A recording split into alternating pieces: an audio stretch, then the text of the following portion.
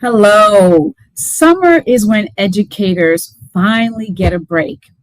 They have time and they have room to step back and to really think about what their previous year was all about. They can reflect, they can question, and they can think deeply about what's possible for the coming year. That is the premise behind Summer Book Chats, a time to engage education authors around one book, one big idea to support educators as they contemplate the previous year and give consideration for the coming year. I'm Dr. Tangi Reed Marshall, founder and CEO of Liaison Educational Partners, and Summer Power Chats are part of our commitment to support educators as they continue the work of educating our children. And this week for our Power Chat, I am proud and excited to invite to our conversation Dr. Mary Rice-Boothe, author and educator par excellence. We're going to bring her to the stage right now and engage in our Power Chats. But I want to talk first about, show you her book. And this is her book. We're going to be talking today about navigating power, harnessing possibility, a guide for leading schools through uncertain times. So let's welcome Dr. Mary Rice-Boothe to our conversation today. Dr. Booth, thank you for being here. So excited to have you as part of our conversation. Thanks for having me, Dr. Tangi. You know I love talking to you. Always, always, always. So let's go ahead and talk about the book first. Talk to us about why did you write this book? Right? Who did you write it for? What did you want them to see, understand, and do differently? Yeah. I mean, again, just like my first book, this book is kind of it's about me, right? And kind of my own journey, right? The first book was about my journey kind of being in this new equity officer role. The second book was about me moving from New York City to Texas and recognizing the fact that everything that I thought I knew about leadership and leading was thrown out the window when I moved to Texas. I can imagine why that is. Right. And just the understanding this, like that context and where you are and who you're serving and everything that comes with the corner of the world that you're in is so incredibly important. And as a leader, you can't just think that, oh, I know generally about how to lead. So it's work no matter where I am. And so this is kind of really is a culmination, actually probably not a culmination, kind of a stopgap of learning about what does it mean to lead in different places and how I can support others who are in a place that may be different from their own experience or just is completely changing, right? And so understanding that our place constantly changes in regards to demographics, in regards to kind of socioeconomic status, in regards to political status, and that we always need to be attuned to that and be able to respond with wisdom in doing that. Awesome. Thank you. Let's go one more question. What is one big idea you wanted educators? Now let's go back. So we use this term educators all the time, right? We talk about educators. When I say educators, I mean an educator at any level, right? If you touch the life of a kid, you can decide something about that kid, then you're an educator. Yep. What educator were you talking to when you wrote this book?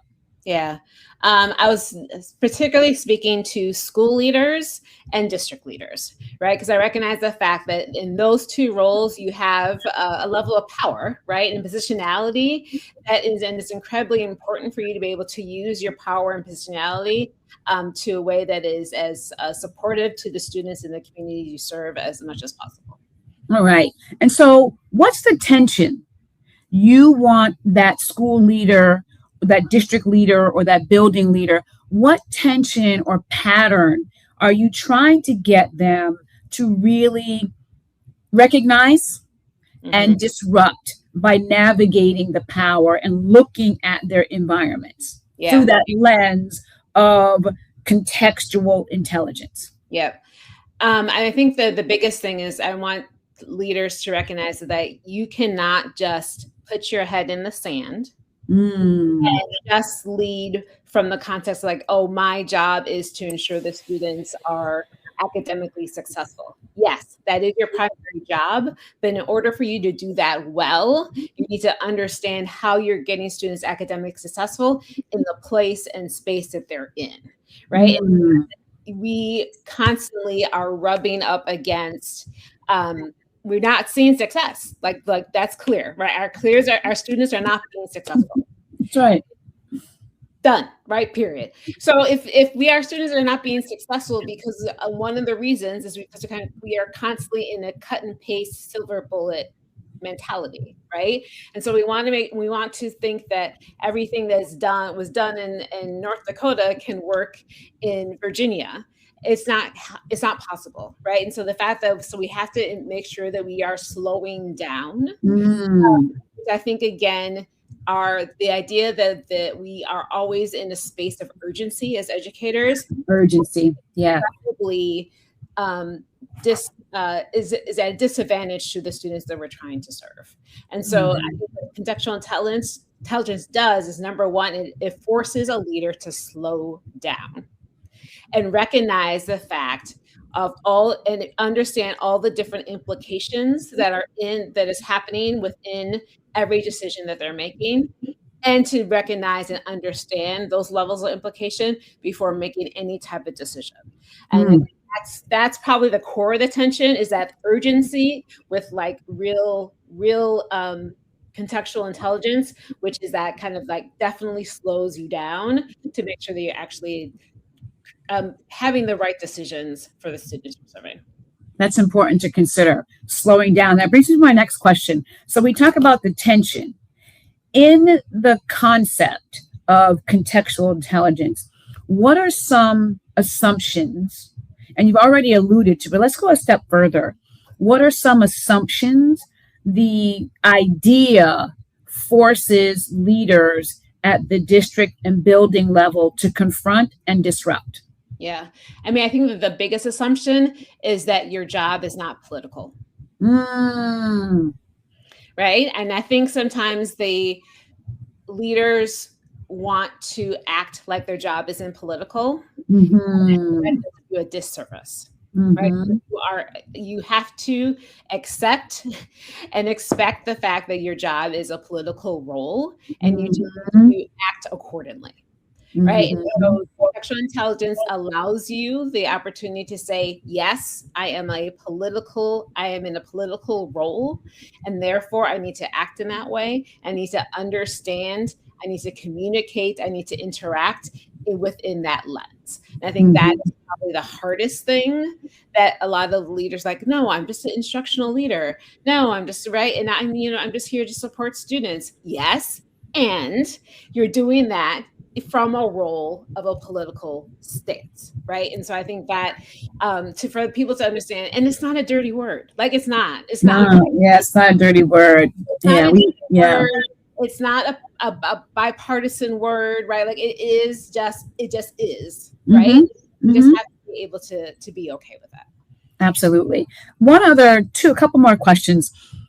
August is around the corner, right? We always say, August is basically tomorrow.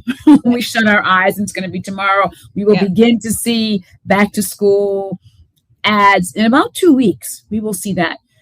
As leaders, reflect on the prior year. We just came out of a school year, and this idea of urgency is definitely paramount. As leaders come out of this past school year, take some time to reflect and think about what happened, but then quickly ramp up and move into August. What is one specific action from your book you want them to stop and just say, you know what, I will do this. If I do this one thing from Dr. Mary's book, I will be on the road to building my contextual intelligence. What would it be? Yeah, I mean, I would start with the first strategy that I introduced, which is track policy. Mm. I mean, I every week I write a blog post about something that is happening in our country, and just talk about kind of how this impacts contextual intelligence. Literally, I could be writing that blog post every single day. I was going to say, you can write one right now. We can stop recording and you can go ahead and just start writing. Right? It's like happened, right, with Bibles in Texas, and continuing to, the book bans, and the way in which we want people to talk about historically accurate, provable fact. Yeah. Like, it's coming so fast. Mm-hmm. Like, I literally just have a list. I'm like, okay, so, and just just keep adding to the list every day, adding to this list, because exactly, I could be writing every single day about what's happening at the state and or federal level that's going to implicate or going to have impact on how I lead as a school, as a district, in August, and it may be delayed, right? So again, you alluded to the Texas State Board of Education just passed a reading list, and in the reading list has Bible passages, right? So not all K-12 students have to read parts of the Bible as part of the mandated curriculum. It's not side by side with the Quran. It's just the Bible, right? So you could say as a leader, like, oh, that is not going to take effect until 2030. So I have time. No, you don't. You don't have time. It's tomorrow. It's tomorrow, right? And that kind of the initial ripple effects of that is starting right away, right? And so, and that's just kind of one example, right? And you go to the federal level, right? They just moved all the special education supports to a different office. Yeah. Right, office, right? Like, it's like every single day there's something, in this slowdown time, which is that's really not a thing when you're a district or school leader. No, it's not. It's not. Right? In the idea that you're not with students every day, right? So this is your time to just understand, all these laws and decisions are being made every single day. To know how this is going to impact your students, and how it impact your community, because it is. And right, and again, to act like that's not my job, that's not part of the work that I do, again, is a disservice to our kids. And so that's what I would be the first thing. And again, you don't need to know how to read a law. All you need to do, right? Like, there's tons of emails and organizations that do all that work for you, but you still need to know it. And so I think that would be my initial thing, is just know what's happening on your state and federal level, and understand what those implications could be. And it could just be signing up for an email and just giving yourself an hour a day or hour a week, just to catch up, to understand and kind of think about all those implications. Yeah. So start off with tracking policy. Number one thing, know your policies, track them, and get into the impact on your actual context to build your intelligence and your knowledge about the law, your environment, and the relationship between those two. Fantastic. So as you know, the work I talk about a lot, the core that I explore in education is power. And I have seen, know, and believe to be true that every educational decision is a power decision. Your book is about navigating power.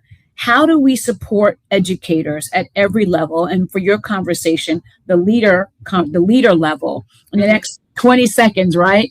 How do we get them on the track for really understanding that every decision they make is a power decision? Yeah.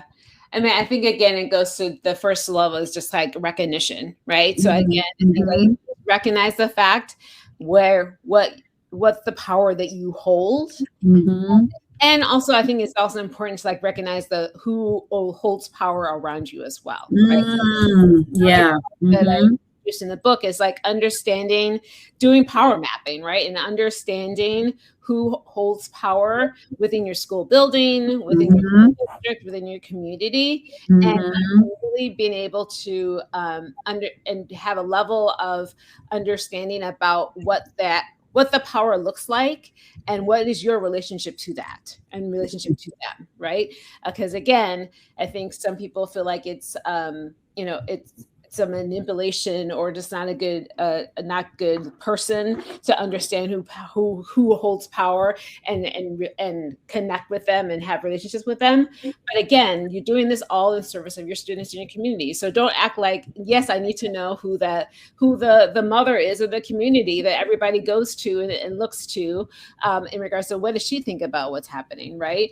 I need to know. I need to understand if my secretary is the one that holds, knows all. Everybody. Right. And be nice to her or him. Right, yeah, exactly. They know everything. Them and the custodial staff. Exactly. That's what I was saying. Yes. Don't play with them. Custodian, right? So like if you don't act like you're too good to not to spend time with your custodian, with your secretary, with the grandmother of the community, right? With your community elder, that your council member. So all of those relationships I think are really critical, and that you need to be able to kind of understand where you are within them. And even again, one of the principals that I interviewed for the book, she talked about the fact that like initially that was really hard for her to like connect with her council member and talk to them, build a relationship with them, and then as a result of that, like also asking them for things, right, and asking them for support and connection. But she soon understood that like in order for her to do her job well and to serve her students, that relationship was critical, right? And so she had to kind of be okay with kind of whatever her initial feelings was about building that relationship, and understand that relationship was important, and it was part of her job. She wasn't being asked to do anything kind of additional or nefarious. Right, exactly. Nefarious. Like that was and she saw that she was in a part of Queens that was very working class, new immigrant community, and the other side of Queens where is much more affluent. Those principles, that's just what they did, right? On the grocery store, it's like what you do. You walk out your door, you see your person. Yeah, that hierarchy of understanding has to be disrupted. Yeah. Fantastic. All right. Well, thank you so much for spending time on this summer power chat. And folks, there you have it. That is how you navigate power. You recognize and you track the policy. Thank you, Dr. Mary Rice-Boothe, for joining us. Please, I'm going to put your book back up on the screen. Let us know, how can they find this book and how can they find you? Yes. So the book is available wherever books are sold. So you can definitely get it at Amazon, Bookshop. They're also available on the Routledge the website. And then you can always track me. I'm on most social medias. I'm probably the most active on LinkedIn, but you can always find me there. All right. Well, thank you so much. And folks, make sure that you join us again for another edition of Summer Power Chats.